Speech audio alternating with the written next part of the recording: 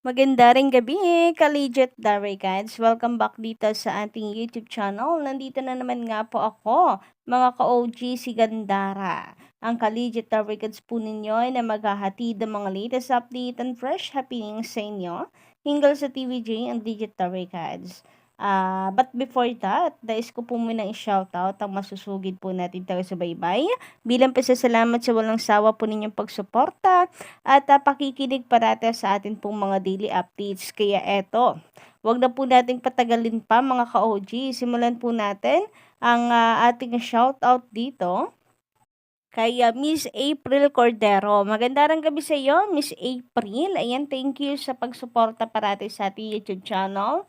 Kay Sir Rogelio Paras, ayan, medyo patagal-tagal na rin po natin nakikita ang kanyang mga comments. And shout out kay Shoy.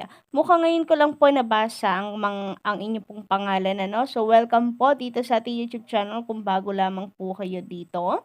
And of course, shout out din po rito kay Miss Atida Mateo. Yan, mukhang bago lang rin ito sa ating channel. No? Anyway, welcome po and maraming salamat sa pakikitambay. Pati po kay Miss Remedio sa Flores. Mukhang mga marami-rami tayo no, na bisita sa ating YouTube channel. Thank you so much guys. Malapit na tayong mag 18,000. Kaya naman maraming salamat sa inyong walang sawang pagmamahal at pagsuporta sa TVJ and sa atin pong mga daily updates. And eto nga, kung meron pong mga bago dito na nakikinig sa ating YouTube channel, maaari po ninyong pindutin ang subscribe button dyan sa baba at pakidamay ng notification bell para maging updated po kayo sa mga videos natin. Mga susunod pa po nating reaction video single po sa mga latest update and happening sa TVJ and Legit Tarikads. And ang mga nakikita nyo nga po sa inyong mga screen, mga ka-OG, yan po ay ilan lamang sa mga kaganapan kanina sa EAT. So, live po sila kanina and kung makikita nga po ninyo, present itong si Mengay. Kasi kahapon ay wala pong Main Mendoza no, but at least ngayon, nandyan po siya mga ka-OG, live na live po. At congratulations na din po sa nanalo sa Sugod Bahay mga kapatid kanina kasi very deserving po talaga yung nanalo kanina and katunayan po niyan, marami po ang nabitin sa oras po ng Sugod Bahay. Kaya malaki pong good news para sa lahat kung sakasakali na hahabaan po. Totoo na to, nahahabaan po ang oras ng EAT dahil marami din po talaga ang nagre-request nito. Marami ang talagang nagsasuggest na habaan po ang oras ng EAT. Pero ayun nga, kapag hinabaan kasi, ay malamang po niyan ay meron pong i-adjust, meron pong maapektuhan, kaya malaking desisyon ito na gagawin pa rin ng TV5 mga kapatid. Kita nyo naman yung nangyari po sa It's Showtime. Di po ba at parang may pagtatampo pang naganap? Na tila mas binigyan pa daw ng importansya ni MVP ang TVJ kaysa daw po dito sa It's Showtime. Pinalayas daw para mabigyan ng daan at tahanan ang TVJ, Legit the Records. And eto na nga mga ka-OG ang good news na nasagap natin kanina na kung saan ay magsisimula na po ang EAT simula po October 30 ng 11:30 AM. Mas pinaaga po mga ka-OG, no? 11:30 AM. So ang tanong, hanggang 2:30 pa din ba ang oras ng EAT or inadyas din? Ginawang 2 PM lang. Pero sana naman daw po ay hanggang 2:30, 11:30 to 2:30 para mas mahaba po ang oras ng EAT dahil marami po ang nabibitin parate. Sabi nga po ng ilang legit records, namimiss na nila ang babala kasi parati na lamang daw po nawawala ng oras para sa babala. Kasi alangan naman pong ang bawasan natin ay yung sponsor, 'di ba, at commercial. Kaya ang magandang gawin po talaga dito ay habaan po ng oras ang EAT para kahit dumami man po at madagdagan pa ang kanilang sponsor, ang kanila pong commercial break ay okay lang at magkakasya pa rin ang kanila pong mga oras.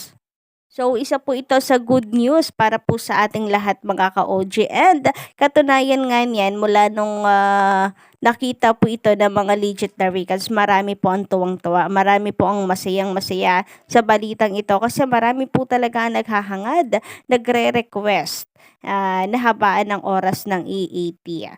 Ang sabi nga po dito ni Miss Christina Samporna, "Magandarang gabi sa'yo, yehey!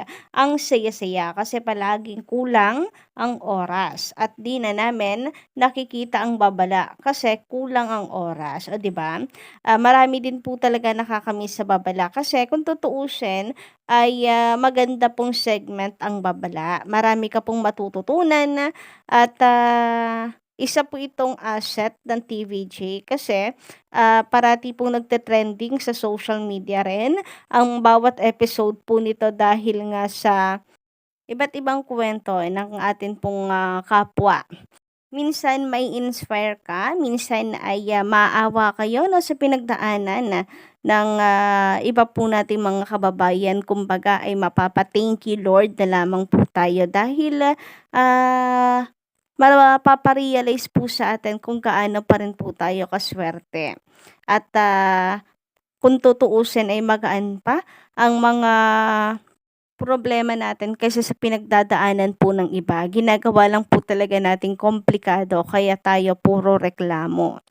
Samantala, sabi naman sa komento ni Elizabeth Gidok, magandarang gabi sa'yo. Dapat talaga habaan nila ang oras kasi kulang ang 2 oras sa kanila. Matutuwa ang mga taga-subaybay ng tunay na Itbulaga sa haba ng oras kasi marami ang segment nila. I love TVJ 14344. O 'di ba? Marami po talagang natuwa sa balitang ito na new time slot na sana naman ay hindi po prank dahil ang latest update nga po ay nabura ito sa Instagram ng TV5 Philippines. So sana totoo po ito since naiano na rin nila nailabas na rin po nila ito.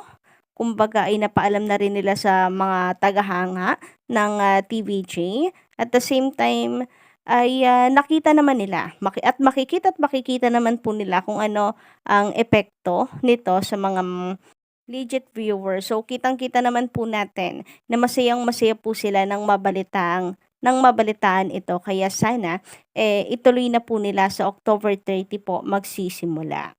Kagaya nga po ng chika ni Miss Bel Cruz, ayan, deleted na yang post ng TV5 sa NG. It's a prank ata. Masaya sana kung talagang madadagdagan ng oras ng EAT. Laging wala yung babala na segment. O, 'di ba? Yung babala po talaga ang siyang pinanghihinayangan din ng mga legit viewers po ng TVG.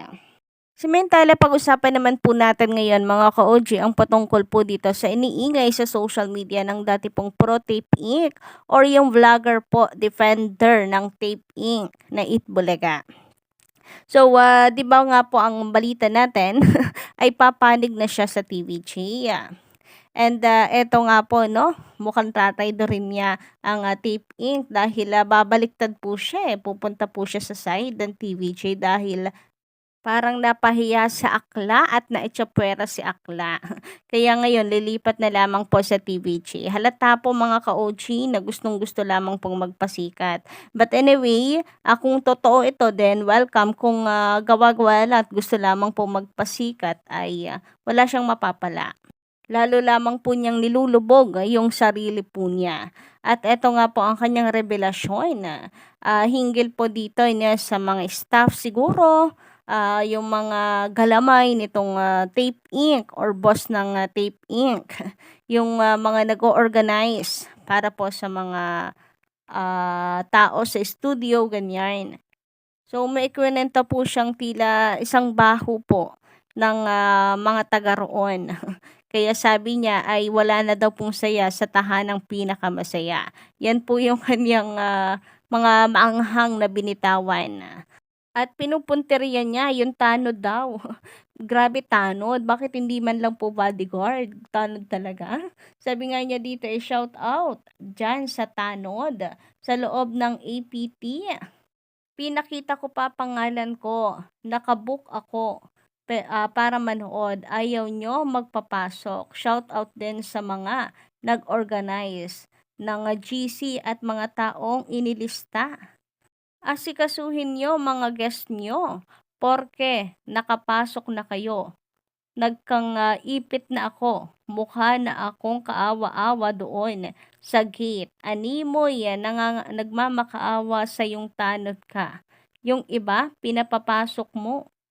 Wala ng saya sa tahanang pinakamasaya, #itbulaga. Mag-TV5 muna ako, EAT TVJ, Dabarkans, o 'di ba? Dun sa kanya sinabi po na mag-TV5 muna ako. Ibig sabihin may balak pa rin siyang bumalik do'n sa Tape Inc. Dito muna siya sa TV5 or sa TVJ hangga't, hindi siya pinapansin ng Tape Inc. Ano, kapag pinansin, ay babalik na siya, gano'n ba 'yun? Bakit muna? Kayo po ba mga ka-OG, ano po ang inyong timpla dito kay Best Pills na nag-iingay ngayon sa social media dahil, mukhang hindi nga po siya na VIP nang siya po ay manonood ng live sa Itbulaga po ng Tape Inc. So, yun lang po muna, no, ating update ngayong araw, ka-OG. Pa-comment na lamang po sa baba para sa inyong mga reaksyon at saloobin. And don't forget to click the subscribe button and notification bell para po sa iba pang mga balita.